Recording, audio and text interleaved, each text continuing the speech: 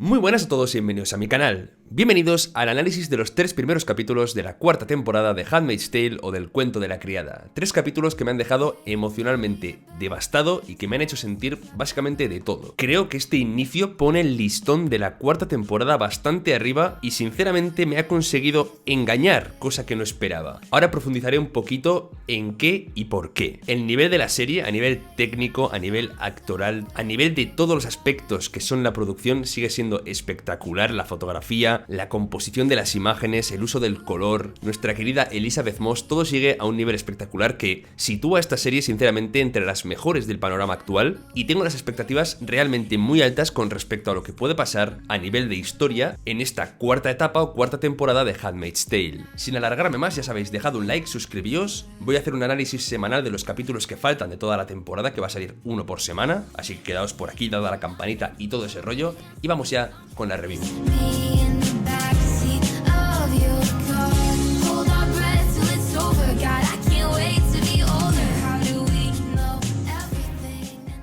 Bueno, debo decir que el primer episodio de la cuarta temporada me ha parecido una absoluta salvajada. Me ha parecido buenísimo, brutal, muy duro y para mí, insisto, casi de los mejores de toda la serie. Lo he disfrutado realmente mucho y tiene unas cosas que ahora comentaré que lo hacen realmente inquietante, desagradable, difícil incluso de ver y muy pero que muy bueno. Retomamos la historia más o menos justo en el punto en el que la dejamos en la temporada 3 con una June herida después de ese balazo, viendo cómo le hacen una operación de urgencia para frenar esa hemorragia, para meternos después en un plano totalmente sofocante dentro de una furgoneta, viendo cómo las criadas escapan para llegar a este nuevo piso franco en el que seguir tramando sus planes y seguir colaborando con Mayday, que sabéis que Mayday es el nombre que recibe la resistencia de Gilead. Al mismo tiempo que nuestras protagonistas llegan a su nuevo destino, viajamos hasta Canadá para ver la situación actual entre Serena y Waterford. Me ha parecido muy buena la escena en la que se enteran de lo que realmente June ha conseguido, de cómo ha conseguido liberar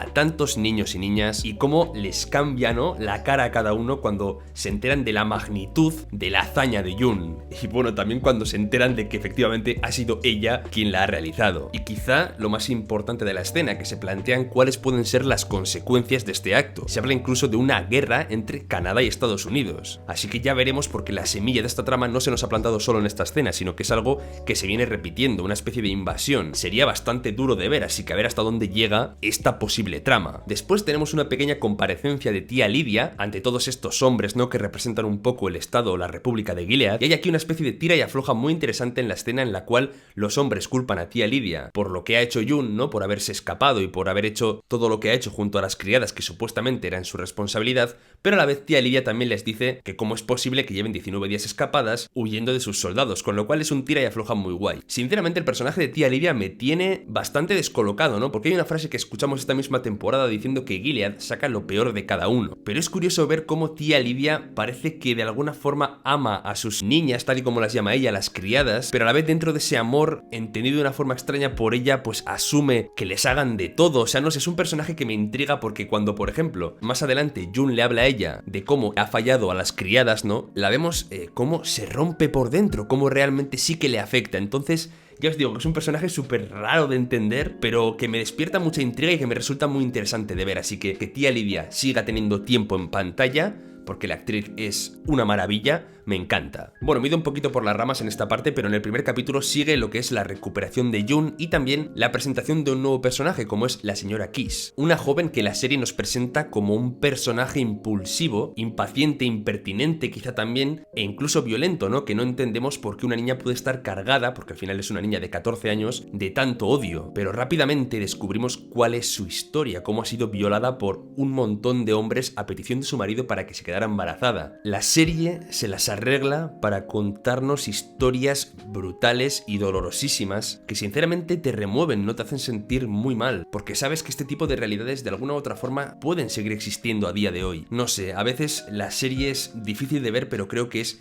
necesaria por todos los temas que plantea y la crudeza, ¿no?, con la que los plantea. El cuchillo que sostiene esta niña en el capítulo tiene un simbolismo importante, ¿no? Demuestra esa sed de violencia y de venganza que tiene la niña continuamente. Pero hay una escena en la que Jun se lo quita, ¿no? Le dice, cálmate, espera, ya llegará tu momento, o algo parecido. No os olvidéis del cuchillo porque al final del capítulo tiene importancia, pero mientras llegamos os hablo de cómo Joseph Lawrence, otro de los comandantes, que yo sinceramente lo veía sentenciado a muerte, Nick consigue que de alguna forma sea importante para el estado de Gilead, con lo cual le perdonan la vida. Aprovechando la trama del comandante Lawrence, quiero hablaros de algo que hace la serie y que cada vez aprecio con más nitidez y que me encanta, y es utilizar una especie de narrativa visual que es muy poderosa. Me explico.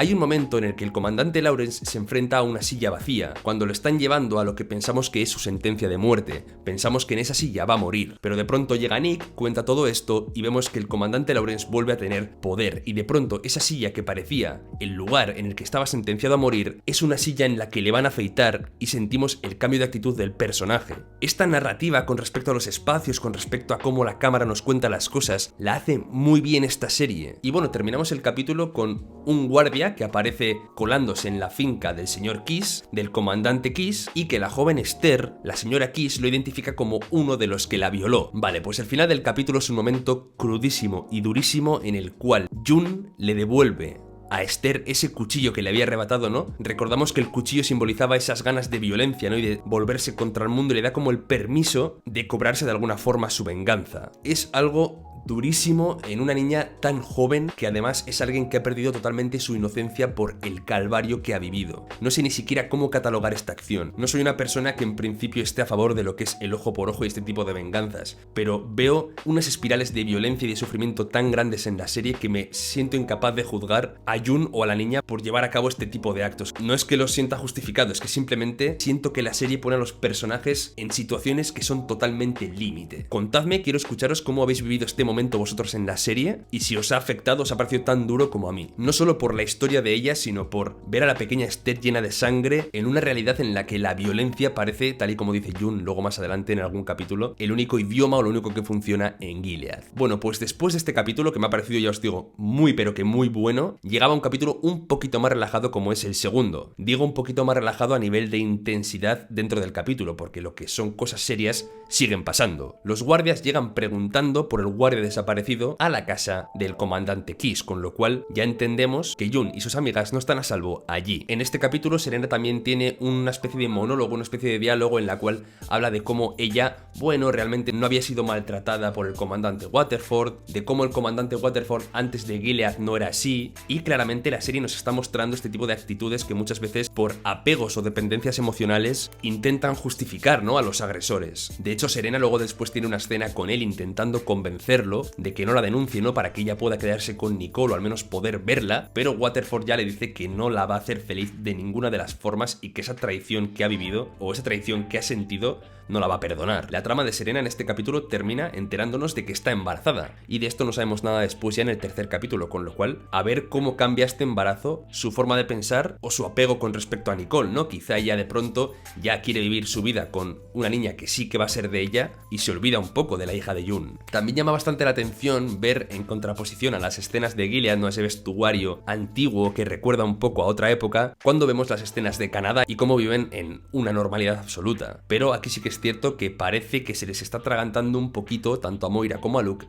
gestionar. A Moira pues un poco la parte de que los niños que han llegado les está costando adaptarse, y a Luke el hecho de que Jun decidiera quedarse en Gilead en vez de volver con ellos. Ambos presentan esos conflictos y a Luke sí que le afecta especialmente porque siente que tiene que respetar esa decisión, pero le duele muchísimo perder a Jun, o al menos no poder acercarla, porque Jun es la que no quiere. La trama central del capítulo tiene que ver un poquito con esta especie de burdel, ¿no?, al que van distintos comandantes, y que Jun, gracias a Esther, tiene la idea de envenenarlos un poco para volver a golpear a Gilead. Pero todo sale mal, descubren finalmente a Jun, que la escena final en la que disparan al guarda en la cabeza ha sido impresionante, y Nick, que es un personaje bastante gris también como todos, aunque yo le tengo cierto cariño porque es alguien que de verdad intenta ayudar a la gente aunque el país en sí no le deje, ¿no? Pero como digo, terminan encarcelando a Jun, y esto me ha dolido bastante porque sí que sentía en el primer capítulo que la serie estaba avanzando hacia otros lugares, que no volvíamos a la misma dinámica de siempre de ver a Jun encarcelada, nada de ver a Jun sufriendo, tengo ganas de ver a Jun realmente comandando esta resistencia o formando parte de Mayday. Quiero verla dar caña a Gilead, y esto me ha sentado como una patada en los Waterfords porque me frustraba volver a esas dinámicas antiguas. Pero ahora llega el tercer capítulo y vemos cómo ha sido un poco una trampita, o al menos eso es lo que parece. Jun en el tercer capítulo vuelve a sufrir muchísimo siendo torturada, siendo chantajeada. Sinceramente la escena en la que la ahogan es terrorífica, la escena de la azotea en la que tiran a las marzas que la conocían es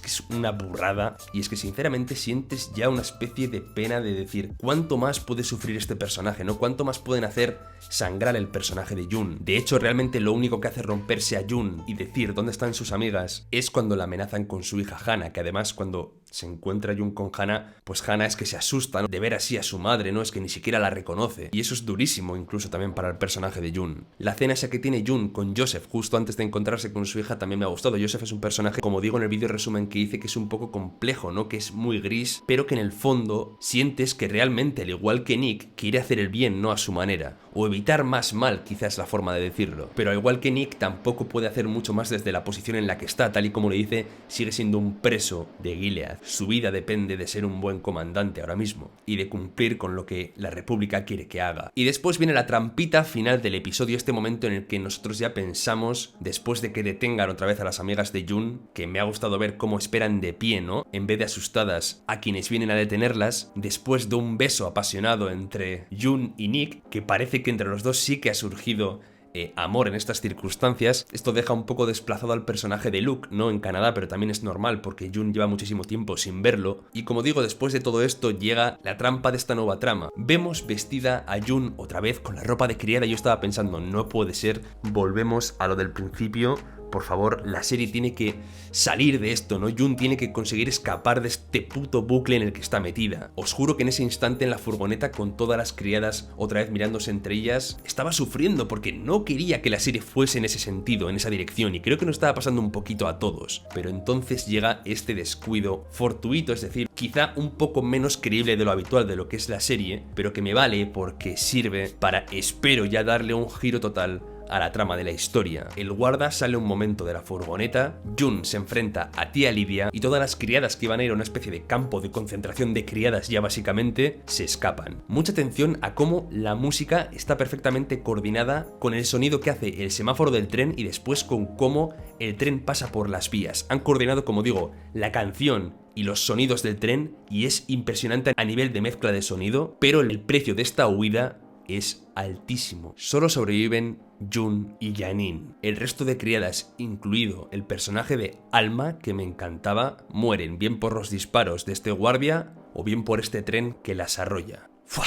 Después de todo esto, no sé ni cómo me he quedado. La serie arranca con un capítulo brutal, nos engaña y nos hace pensar que Jun va a volver otra vez a la misma situación del principio y después se libera todo, pero con un precio altísimo como es la vida de la propia Alma. Me ha gustado sinceramente todo esto, pero ahora sí que espero de la serie que nos lleve un poquito por el camino que he dicho antes. Quiero ver a Jun realmente plantando cara a Gilead y en una trama en la que ya no sea constantemente la víctima. Contadme qué os ha parecido la muerte de Alma, contadme qué os ha parecido este engaño, ¿no?, que ha hecho un poco la serie de hacernos pensar que Jun iba a volver a una situación otra vez de criada. ¿Qué os ha parecido el arranque de la cuarta temporada? ¿Y qué esperáis, no, un poco también de la misma? Si pensáis que la resistencia, que Mayday por fin va a tomar un poco las riendas y va a plantar cara a Gilead. Como digo, suscribíos, dejad un like. Sabéis que voy a hacer análisis capítulo a capítulo de esta temporada entera. Es cierto que han salido 3 seguidos, pero ahora van a ir a capítulo semanal. Van a ser 10 en total, no 13 como alguna vez habían sido. Así que nada, nos vemos por aquí la semana que viene. Un saludo y hasta pronto.